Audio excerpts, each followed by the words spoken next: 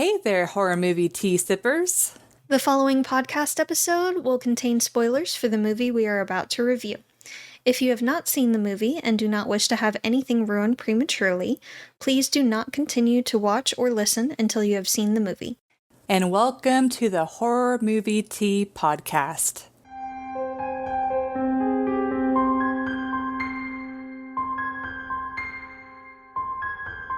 Today, we are covering Meg 2, The Trench.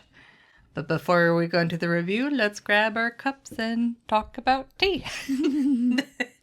This is the last movie for Stay Out of the Water Month, though. Yes. So it is a solemn occasion that I am very energetic and I just want to touch it. But anyways. You're so fluffy. You're so fluffy. So I am drinking the Kilu, Kilu 2 mints tea, which is 85% spearmint and 15% peppermint tea, and it's loose leaf tea. And let me tell you, if you enjoy peppermint tea or spearmint tea and you've never had it loose leaf before, it is a whole leveled up experience. So 100% recommend. And like, look at this big old bag. It's just like, anyways, recommend. I am drinking Republic of Tea's pumpkin ginger tea. And don't judge me. It sounded tasty. In the middle of summer, we needed something. It's fine. It's got red rooibos, sweet blackberry leaves, cinnamon, ginger, natural flavors, nutmeg, cloves, and allspice. And thank you to the Republic of Tea for allowing us to continue to do what we love. And for our tea sippers out there, brew yourself a cup of tea, sit back, relax, and we hope you enjoy the review. And I apologize for maybe this episode and all of the upcoming episodes because I have been hit with energy because we've had caffeine, I've had lunch. But anyways. Food does make a difference. Yes, I feel great. And I had a nice little cuddle session with Navi and Megumi, and Jess was able to make her like do little licks. Anyways. I always scritch just the right spot on Navi. Yeah. Yes. Anyways, so for the summary. I don't even know how, so somehow they got a baby Meg and they raised it and trained it. And then it got out and then they went back to like the trench area where it's got the barrier thing and the barrier broke. And they're like, oh crap. And lots of Meg action.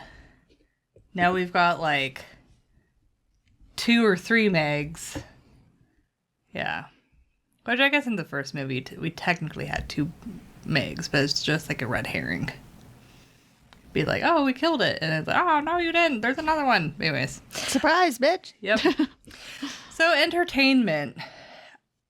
So, as someone who not only watched the first movie, but read the first book, I will say I was so disappointed that in the first one, they didn't have the scene that the book starts off with where a Meg comes and eats a T-Rex.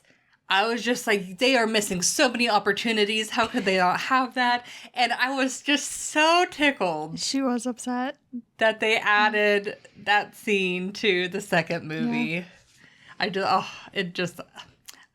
So I will say this movie, I give it a lot of props for doing that, for bringing something that that the first movie so sorely missed. But anyway, so I give it a 7.25. To be fair, though, that's pretty much the most that this movie has for it compared to the first one. The first one's just so much better. But I mean, I will say it still follows the same, like, it's absolutely ridiculous. Oh, yeah. But in the funnest of ways. I feel like it's more ridiculous. Yes. Way more ridiculous. And they call back to jokes that they had in the first one, like with the dog. And it was the same dog. Yeah, the same dog. And then the fun island where it's like all of the swimmers and then the shark comes up. I feel like the first movie made that scene a little bit more ridiculous, slightly more ridiculous. Well, I don't know. Yes and no. In this one, they had an octopus too, and then Yeah. dinosaurs. Yeah. But I will say that I was disappointed, and maybe it was just like either a conflict of schedule or budget or whatever. But I was a little bit sad that they didn't have the love interest in this movie. They killed her off. Yeah. Like, she was dead. Yeah. And they never explained why either. She dead. Yeah, and the main guy character, he didn't really seem... I mean, it had been a period of time, but it didn't seem like he was that too torn up about it. He was just mainly focusing on being like the parent for the girl. I mean, he wasn't really one to show a whole lot of emotion to begin with. Fair. So it seems kind of in character for him. Yeah. Yeah, but I don't really have a whole lot to say on entertainment because there's really not a whole lot. It's just ridiculous. Like the whole like beep beep, like trading the trading the shark. I'm like, how is Sounds like a freaking car fob. Yes. and then they don't really explain.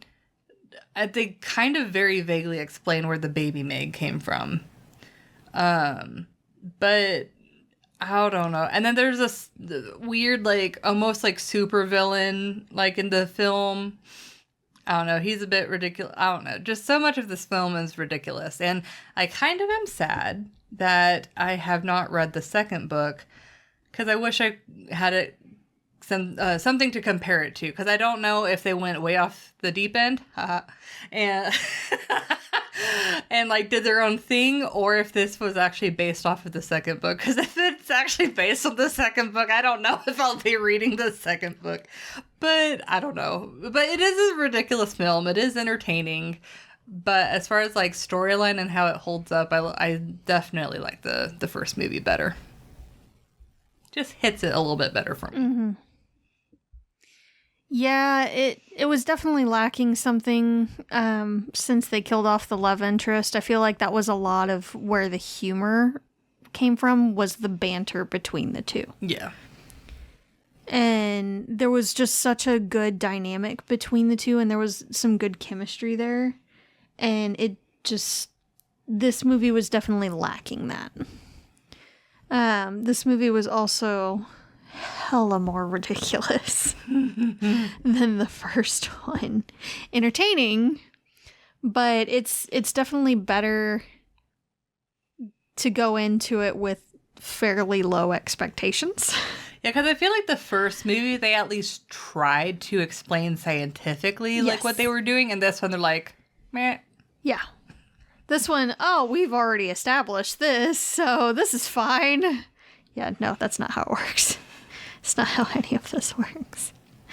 And we'll get to a lot of that in the realism. But it just, it felt almost like the cast was even making fun of it in the movie itself. They seem to be having a lot of fun. Oh yeah, they had a lot of fun with it. And if you go into it with low expectations of this is going to be an absolutely ridiculous shit show of a movie, then it'll be a lot of fun. I will say I was laughing hysterically when the one girl is like, I'm in charge now, and then the Meg immediately like, yes. and they're like, this is Meg-proof class, and then the Meg immediately breaks through and eats I was actually rather satisfying to me, to be perfectly honest. Meg-proof glass, you're funny. But yeah, and God, just the dad jokes of "see you later, chum," as he looks directly into the camera. Like, come on. It is a ridiculous show that obviously tries to one up the previous movie with the level of ridiculousness. Which they did technically. Oh, they definitely did. Yeah. For sure, they definitely did. But it if you went into it with higher expectations, I could definitely easily see where you would be disappointed with it. Yeah. So, in a way, I mean, I went in there with like just cautiously optimistic and was slightly disappointed, but at the same time, I had a lot of fun just laughing at it. Yeah, like I went into it, it's like, I know this is going to be a shit show. I don't know where it's going to take me, but I'm just along for the ride. Yeah. And it's like, I definitely, even with that, I was a little bit disappointed too. Like, I felt it just, Yeah. I don't know, it's missing something that the first one had. Yes. And I feel like, again, a lot of that was from the missing dynamic. Yeah. So, and I felt like the first one definitely took itself a little more seriously. Just a little bit. a little. Just a little bit. So this one just falls a little bit short for me. So I'm going to rate it a 6.75. I'll be really interested to see how long this series keeps going, because there's actually multiple books. Oh, dear God, why? Yeah, there's multiple. Why? I want to say that there's 6. No! Like, there's multiple. Why? Like, the author really likes. Why? No. So we'll see. No! But see, it's like but if they did like veer the storyline away from the books, though, then I feel like they might trap themselves, and it might have to die off quicker than the books. I kind of hope so. But honestly, because they honestly didn't need to make a second one. I'm glad that they did, though. It was fun. It was fun. It's a fun movie. I wouldn't go for it all the time. I would definitely prefer the first one. And honestly, even the side characters I enjoyed in the first one a bit more. Yeah. I know they ate a lot of the side characters in the first one, so they couldn't necessarily bring all of them back, obviously. Yep. That would be gross if they did. But but I still feel like it was missing something for sure. Yep. So for realism, this is, I feel like, maybe being generous, but I'm giving it a 1.5. Yeah, that's pretty fair, actually. Yeah. I don't. It's like one of those things where it's like I started like writing notes for the movie and then I just like stopped. Yeah, it's just like don't bother. I will say in the beginning when we need to have a list of character names to refer to, or flashcards or something. But the main character, Jonas. I do know that one. Yeah. When he's in the shipping crate and he has like the little foam and then he lights it on fire. Mm-hmm. I don't know if the foam would get hot enough to be able to... It's a specific kind of foam. Yes. Okay. Yes, that one is legitimate. Mm-hmm. Okay. Interesting. The more you know. Yeah. And I feel like the biggest plot hole in this movie is... Or maybe 2 big plot holes, but like... They had captured a baby Meg. And they didn't have more, like, barriers to keep it inside. I feel like the only reason why it hadn't gotten out sooner is it either hadn't gotten big enough or it just didn't have, like, the desire to, like, try. But the second it tried, it got through so easily. It didn't have the desire to. It didn't have a reason to. Yeah. But it wanted snoo. And so it left. But it got through so easily. And then that's the same with the Meg-proof glass. It's like, if it's Meg-proof glass, I'd assume some sort of structural engineer is creating this glass, understands, like, the maximum force of the Meg, and then having the glass be able to take over that maximum force. Like, you over-engineer typically. You have to with situations like that, but... It might have been Meg-proof at the time that it was created, but they underestimated how big the Meg was going to get. Potentially, yeah. That's very true. But yeah, I mean the glass. I mean, I just enjoyed that scene so much. I can't be too mad at it. But the whole It's very like satisfying. enclosure and breaking through the bars and all that. I was like, no, no. Yeah. And I didn't really completely. I don't know. The movie kind of like makes my brain turn off, and so I don't really remember. Like I watched the movie twice now. I still don't remember how the dinosaurs come into play. Like how do they appear on the island? All I know is they're on the island. They went through when the thermal climate level thing. So were they under the bust. water? Yes. They attacked them at the base thing underwater. You completely blacked that out, didn't you? Yeah. I watched this movie twice, I swear to God. I don't know if it's like ADHD or what it is, but there'll be times where I'll just watch a movie and it'll just bloop. But anyways, yeah. That's what it is for sure. Yep, but anyways. Yep. I can almost guarantee you were on your phone during that scene. Your turn.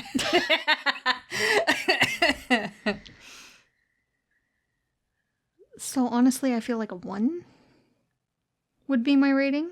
1.5 is fairly accurate. It's just there are a couple other things that bug me. One, that they were even able to keep a Meg in an enclosure at all, considering we haven't successfully kept a great white in an enclosure for longer than, what was it, like a week or so? Yeah, but to be fair, those were like great whites in actual aquariums, while this was like I forgot what the term for it is, but it's a cage that's within a part of the ocean. Still, I don't feel like that would. How are they feeding it? How are they feeding it? That'd be so expensive to feed it. Yes. It's just completely illogical to think that they would be able to contain it at all. In any capacity. Like as a baby in the net, letting it go, but it's like it's still like it doesn't belong there. Yeah, no. It's gonna wreck the ecosystem completely. So that didn't make sense.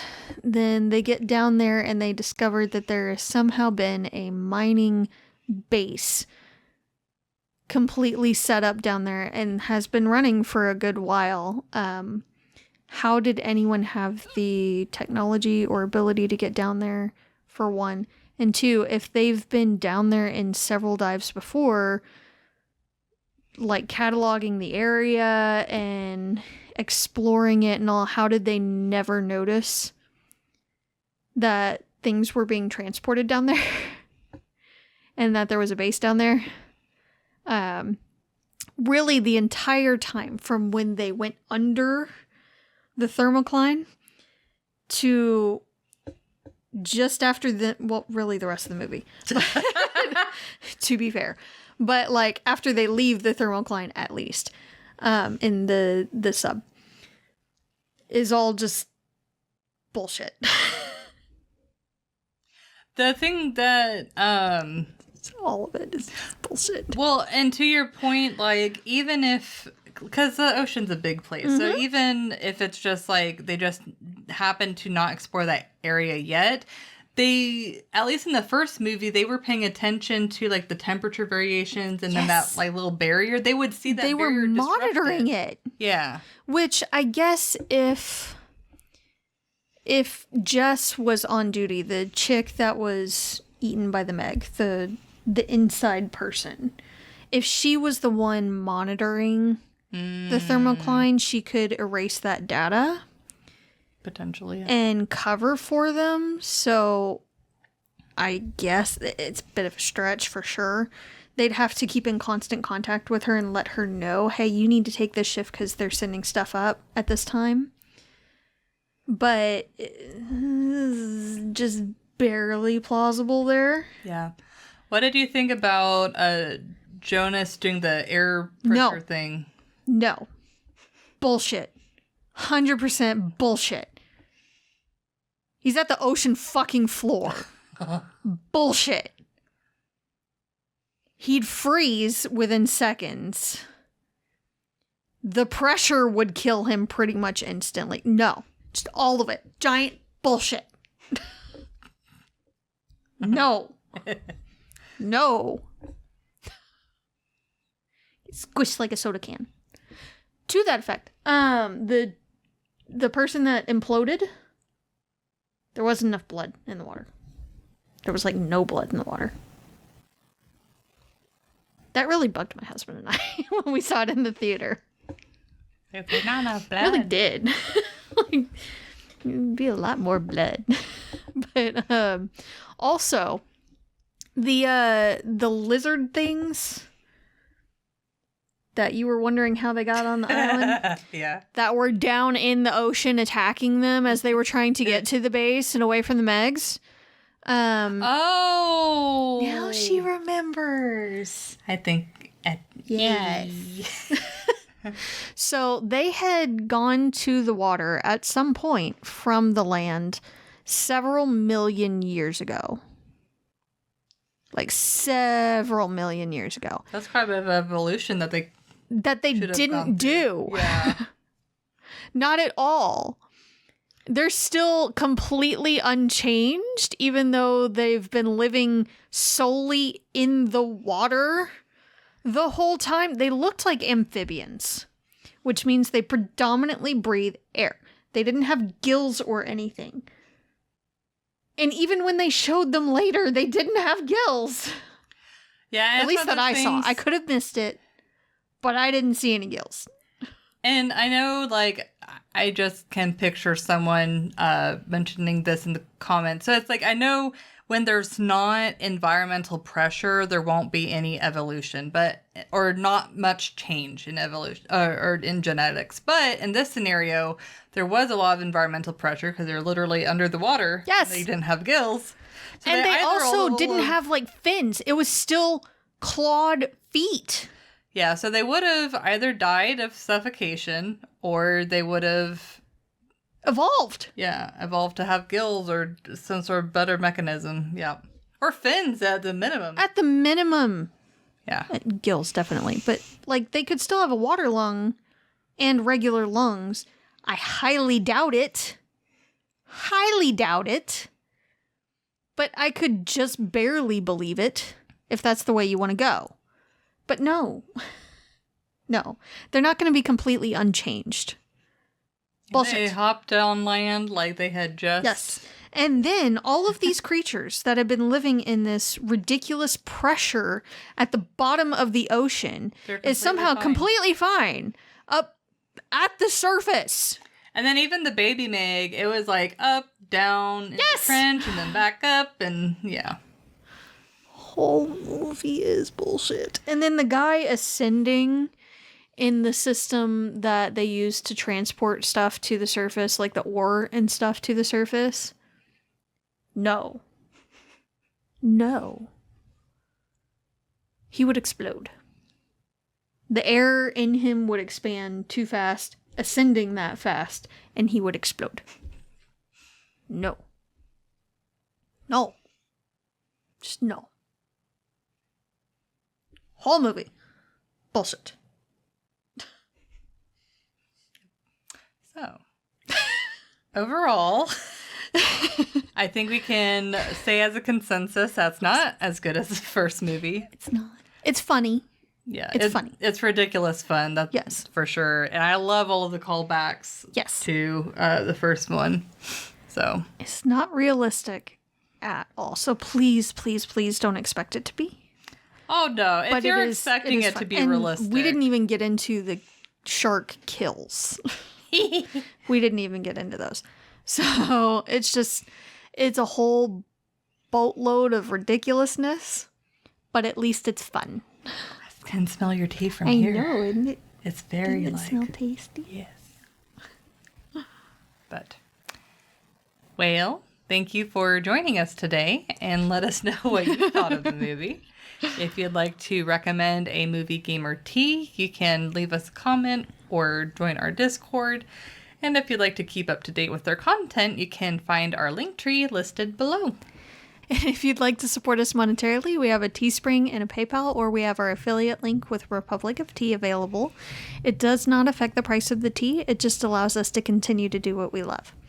And you can find all of the sites mentioned linked below. But until the next time, guys, stay safe and stay spoopy. Bye!